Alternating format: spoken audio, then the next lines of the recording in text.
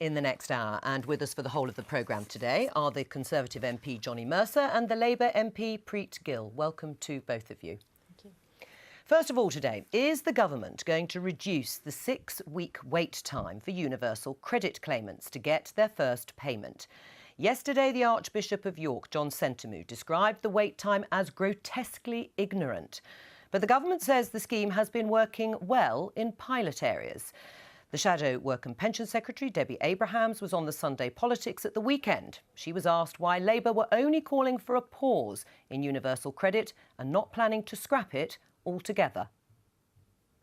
Because we always agreed with the principles, which were around simplifying the social security system, but also to ensure that work pays. However, there are a number of fundamental flaws, and on top of that, we've seen in the 2015 summer budget, for example, various cuts, and obviously the freeze to social security payments. And then on top of that, we've also had various administrative issues. So we were calling to pause, and I said I'd work with the government to try and fix some of these fundamental issues.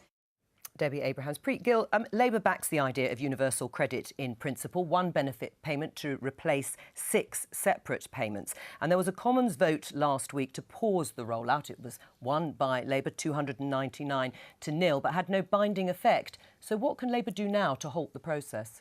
I think Labour's got to continue being the credible opposition that it has. I mean, the fact that we secured a debate and then a vote in the Commons has really been important. And in what ways has it been important? Because, of course, the rollout is continuing. Well, because I think it gave the government the opportunity to listen to a real-life case study. It talks about pilots with young people, or single people, but not pilots with families where the complexity arrives. I raised the concern about my constituent where she's got a shortfall in housing benefit where she previously had it being paid. She doesn't know why. She's had 2 letters telling her that she's been offered different payments. There are lots of errors, at least in the legacy benefits. When one benefit was stopped, you still carried on getting other benefits, and in this case you don't actually. And the fact that half of people on universal credit are reliant on advance payments tells the government actually that people are in need of payments straight away. Right, and I understand the cases and examples that have been put forward, but I ask again, how will Labour halt this process?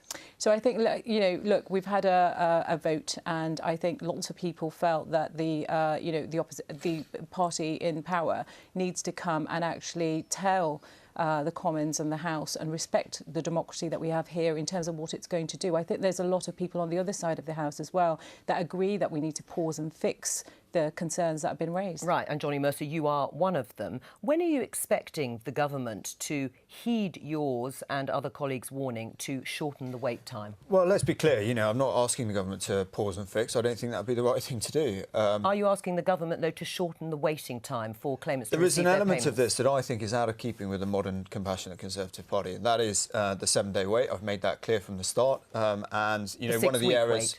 Yes, but there's 7 days built into that specifically. And I think, we've got to be realistic. At the end of the day, we want people to be paid in arrears because that's more like being in work. And a lot of people receiving this benefit will be in work. So I agree with paying it in arrears, but there is a 7-day wait built into that, which I don't think is necessary and I think makes the process too painful and too long. And we should do something about that. Right. So how much would you like to see the waiting time shortened? Well, like I said, I'm happy for it to be in arrears. I think that, that is the workplace environment where people get paid in arrears. Sure, but should it go from 6 weeks to 1 month? I believe that that 7-day wait should go, and then you can look at compressing it to a 4-week in arrears payment, as any other job would pay you. And have you said that to the Prime Minister? What I say to the Prime Minister is a private conversation for me and her. I've made my view clear from the very start, and my tune has not changed, publicly and privately. Do you think that change will happen in the next few weeks? I have no idea whether it will change. I've said the government is listening. That's what's been picked up on today. But actually, the Prime Minister said that, and David Gauke said that. The government is listening. We want to get this right. Do you think there should be a pause in the rollout? No, I don't, because look, in areas where this is working, this is one of the best poverty-fighting tools that we have to renovate a welfare system that did not work and encourage people to be in state welfare. And I'm afraid in cities like mine, it's had a devastating effect. We've got to get welfare right, and this is part of it. So no, we mustn't pause it, but we must get it right. Right, well, you're not going to get assistance then from the other